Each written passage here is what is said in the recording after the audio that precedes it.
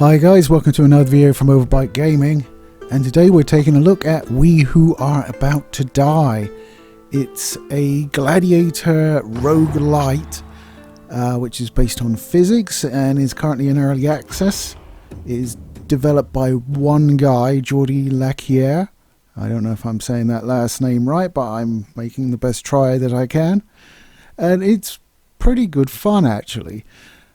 So the premise is that you start each run with a gladiator from a selected background, whether it's an aspiring gladiator or a trained aspirant or a guilty politician that's been like thrown in the slave pits for being a scumbag, or a blacksmith's apprentice that's trying to help his master out, things like that.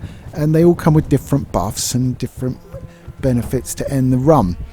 So for instance, the gladiator, you won't be able to sell weapons for anything, not the gladiator, the blacksmith, you won't be able to sell weapons for anything, but you get 3 repairs on the weapons that are in your auxiliary inventory, which is pretty nice. But also you can't sell the weapons for anything, which isn't so nice. So most of the classes have sort of different cons and pluses that you can go through. Each have a different victory condition to end the run.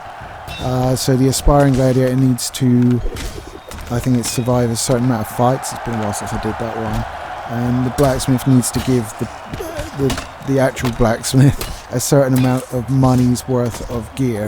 I think it's 100,000.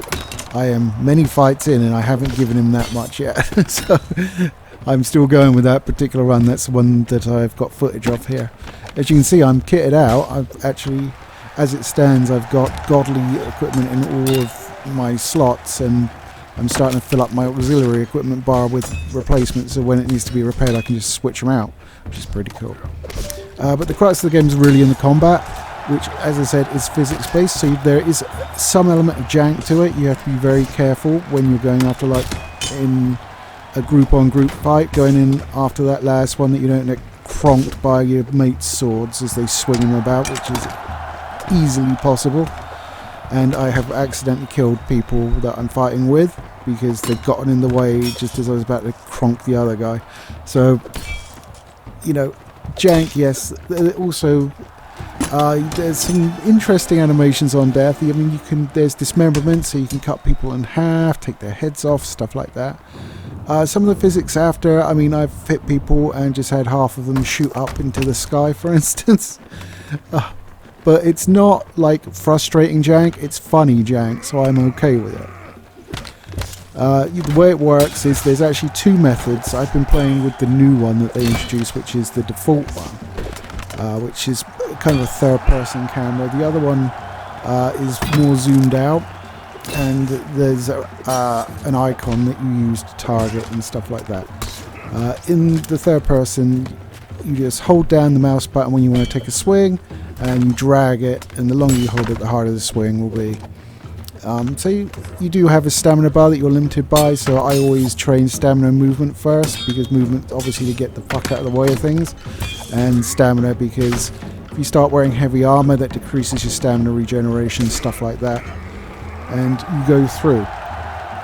Now the fights are randomly selected, so you pull them up and you'll get, I think it's 5 or 6 selections, and some of them you have one-on-ones, you have many versus many, you have one versus many, you have survival, you have pit fight, and you have one where you're basically fighting for the army.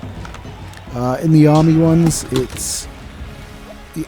you get this, you have to fight with the army's equipment, so you don't take your equipment in, even though it might be better, and you have to go through any equipment that you bring in. You can drop and pick up other stuff on the field if you think it's better, or just prefer to use something. Like, I'm horrible with spears, so I always, if I start off with a spear, I'm always on the lookout for something else. I don't care what it is.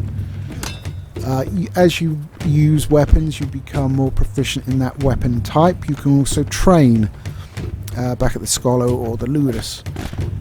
And the way you do that is there's a management page. You go in there and you select the 2 skills that you want to train. So the primary one gets more benefit than the secondary one, but you still get benefit to both sets of skills.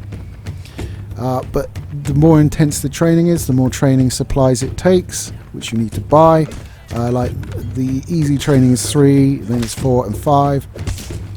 And as you buy the training supplies, the more of them you buy, the more expensive it gets. So it's not a huge problem, but you will find that if you like save up for a bit of equipment, you don't have any money left, you won't be able to train that week. Training also has an impact on your stamina in the ring, but it's not a huge impact, and the benefits generally from at least moderate training generally outweigh the fact that you've got a stamina deficit when you go into the arena. You also have 4 different sponsors that are putting matches up for you, and if you fight in one of their matches, then you'll gain reputation with them but lose it with the others. If you fight in tournaments, you'll gain reputation with all of them, and the same as if you fight for the army. If they get low enough, you may find yourself getting debuffs from them, like not being able to earn for like a week, like money. There are 2 payouts in the game. There's money and fame. Fame is dictated by how entertained the audience is.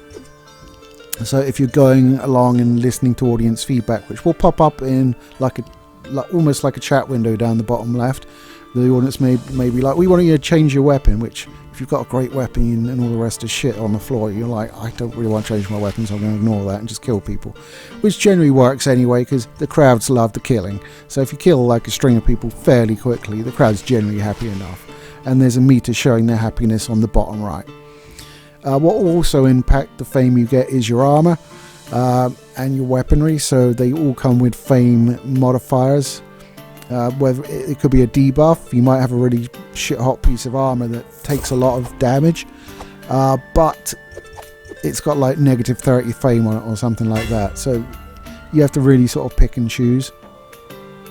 I mean, I'm getting ridiculous amounts of both fame and money in my blacksmith run because I'm so far into the career and I've got like all the best shit really, so yeah. But I'm actually having super amounts of fun with it. There's a lot more you can do in the screen. I don't generally get too involved. I mean, you can put bets on yourself, which will give you additional qualifications to meet during the match for additional money payouts. But you will obviously lose any money you bet if you don't meet those. You can also try and bribe the patrons to get, if you've got one that you just can't seem to find a match for, or you don't want to tank your relationships with the others, and your approval rating with him or her is really low, then you can actually try and bribe them. As you sort of increase the bribe amount, the likelihood of success goes up. If you do fail, your reputation with them will take a hit though, so you need to be careful of that. Sometimes when you go into the match selection screen, you won't know what it is, so you can spend some of your fame to unlock that and see what it is in several different like steps, so you can see what type of match it is, who's sponsoring it, and any modifiers to it, all different steps, so you have to spend more and more fame. You can also unlock, you start off with like I think 2 or 3 slots on your auxiliary inventory along the bottom. I think it's out 7 or 8, and you have to spend fame to unlock those. You can also spend fame every time you come back to the main screen. You'll have a list of things that are being offered by the blacksmith in terms of weapons and armor. You only start with like 4 or 5, but you can unlock additional slots so you get a bigger selection, and you can also use fame to re-roll the selection. After every so often you'll get post-match benefits, whether this is a trait which you can give your gladiator, which could mean that he becomes more proficient in certain things, or his stamina is better, things like that. Or you could just get rewards like 3 re-rolls on the blacksmith, so you don't have to pay fame for that, things like that, or 3 medical care, because when you come back from the gladiatorial ring, you're likely have been injured, especially in the early game when you're not so good. I mean, you're wearing like cloth with a stick basically. So yeah, you're likely to get injured initially. So there is a doctor, and you can pay him to heal you. There are certain upgrades to the Skolo or the Ludus. I'm used to calling it Ludus because of Spartacus. But in this game it's a Skolo. I don't know which one's historically correct. So I will use them both. And things like that is like one of the helpful ones is you will gain a little bit of favor with all of the sponsors after every match, which helps offset the losses that you take. Another one is entourage. So in certain matches you'll be permitted to take an entourage with you, which will be 2 additional fighters. Now they're generally not as good as, so like if you're going in a many versus many match and you also take an entourage, which is possible, generally speaking the other fighters will be better than your entourage, but it does help keep the heat off you even if they get slaughtered. It just gives you the opportunity to like hit people in the back, which you should not be shy of doing in this game. It starts off hard, but as you get as your stats go up and you level up and you get better equipment, it obviously it does scale with you, but it becomes generally easier because you're doing more damage, you have more stamina, so you can continue to hit them hard longer. You can knock shields and weapons out of their hands, and they can do that to you as well. So, I mean, it's like if you've got like godly weapons, you don't want to be dropping one and letting someone else get in it. So you need to be quick picking that fucker back up. Trust me on that. But it's really well done, and for a team with one guy, I mean, it was first released in early access in November 2022, so it's 4 years. Well, not quite, but getting on for 4. Well, nowhere near 4 years because it's just February now. But I don't know what calendars are, to be fair. So there we are. But he has consistently updated it. They're coming thick and fast, and generally speaking, they seem to be an improvement with each one, even if it's just a small hotfix.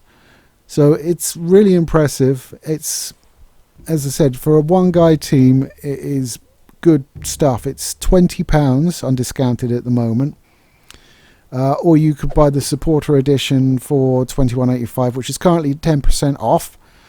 I don't know whether that's a time thing or just because I own the base version, and that will give you art and soundtrack, which didn't really interest me, so I just went for the base version because there's no if I'm not going to be listening to the music or looking at the art book, there's no point in me buying it, so I didn't bother. But yeah, I would highly recommend. I haven't tried it on the Steam Deck, but it is noted as playable, so there could be some issues with it, so just be aware of that. If you have bought it and are interested in getting the art book separately, it is £4.29, so it's in your best interest to pick up the bundle if you're going to get that and save yourself a bit of money. I mean, the playing is pretty good. As I said, there's a bit of jank to it where it's physics-based, and you normally see that in physics-based stuff. But as I said, the jank generally is humorous more than anything. It's like when you hit a guy and like half of his body rockets across the arena, or his entire body, then I'm just like, I like it. That's good. You can also get debuffs and buffs off the bat. Some are really brutal, like you can be one-armed, for instance, and you just got like half an arm and a nub of bone sticking out the end, which is gross. But you know, as a recent amputee, I am I can commiserate with that, obviously in a much more minor way. If you don't know, it was my toe, so there you are. But yeah, so you're obviously restricted to just using one-handed weapons and not taking a shield or anything like that. Blocking is the thing in the game. You can do it with a shield or without a shield. It is more effective with a shield, as you should probably be aware, and is directional with the shield as well. I think the weapon will just auto block for you, and it is not as reliable as the shield by any means. So if you're going to take like a two-handed weapon, or just use one-handed weapon without a shield or something like that, then you want to make sure you're a bit nimble. You can dodge. You can double tap to dodge out the way, or use space, and then that will dodge in the way you're going. But this will use up stamina. Blocking does use up stamina, but not as much as dodging. But you will take damage to your shield, and obviously if it gets past your shield, it will take damage to you. Some weapons do additional damage to shields, and some can bypass the shield a little bit. So just be aware of that. You'll see that all in the weapon stats of whatever weapon you buy. But once you've got a solid weapon, you can cut through the field pretty handily. Like, give him several hard strikes, that shield goes flying and he's kind of bollocksed. So yeah, you go. Yeah, I think it's really good. It is. I mean, I'm getting pissed off with the blacksmith one because of just the amount of money you have to give over to the guy, and like, I don't want to give him all my godly stuff because I want to keep that. So I'm just selling off. I mean, you pick up loot in some regard, because there'll be ones where you leave the arena with whatever you're holding when you go in. Come out, sorry. So if you go in with a really good weapon and there's nothing better, you'll just make sure you keep hold of that weapon. Otherwise, you'll be looking around going, oh, that's a good weapon, I'll take that, and you'll come out with it, which is helpful. But you lose whatever you're taking in with you. So, I don't know. It's good in early game, but in late game, you've got to be very careful. You don't lose your weapon. And make sure you grab it before you come out. And the worst thing is, it's like sometimes you get the weapon knocked out of your hand before it even hits the floor. Someone else has grabbed it, and then you've probably got a good weapon, so you're getting smacked by a good weapon, and B, you've got to try and figure out where the weapon's gone after the guy's dead. I mean, in many versus many fights and pit fights or survival fights, it gets pretty busy, right? So there's bodies and weapons all over the fucking shop. So finding the correct one is a bit of a task. But fortunately, most of the modes don't actually take you out of the arena until you press tab. And you do have to be careful as well, because the crowd will throw shit into the arena. And this can be good in that you can pick it up and use it, but it can be bad because you can get hit by it as well. I was killed in one run because some bastard in the crowd threw a spear into the arena, right into my fucking back. Thanks, crowd. So you do just have to be aware of that. But they throw other shit in, like vases and stools and stuff like that, and you can like kill people with stools and vases by throwing at them, or just by clocking them with it. Throwing is the thing. You can throw any weapon. The timing is tricky. I found it really difficult to get the timing right. So I really don't throw anything, because I mean, A, I don't want to throw my good weapon, and B, I just can't get the timing down, so I'm just stood there like a twat, wiggling about, trying to throw shit, and it just doesn't work. So not for me anyway. I've seen people do it more reliably than me. I think it's just a learning thing, but I don't really want to throw the weapon in the first place. So I think, wasn't that a thing in Spartacus about throwing away his weapon? I think it was, so I learned the lesson even if Spartacus didn't. Anyway guys, that's my review of We Who Are About to Die. It's still in early access, but it is well worth your time, and it's well worth 20 quid in my opinion. I've spent many hours gleefully smacking people, and it is one of those games where you're like, I should really stop playing this and, you know, do something else. But you're like, oh, just one more. It's helped by the fact that like the regular fights just take like, I don't know, 3 to 5 minutes, whereas the longer ones, like the tournaments or the elite fights, could take a bit longer. Probably the longest I was ever in one was about 12 minutes. I think that was a grand tournament.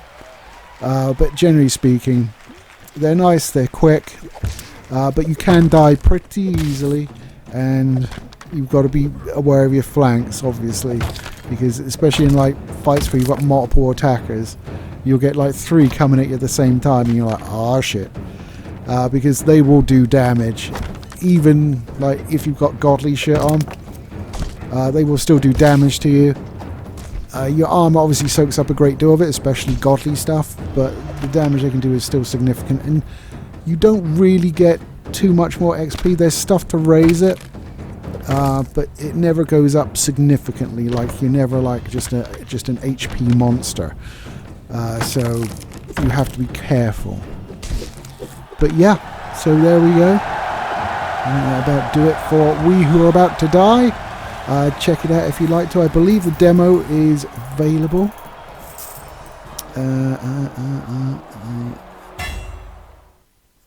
No, actually, I misspoke. I can't see a demo, so unfortunately not. You'll have to spend the money, but it is well worth it in my opinion, so give it a go. Okay, guys, take it easy, and I'll catch you next time.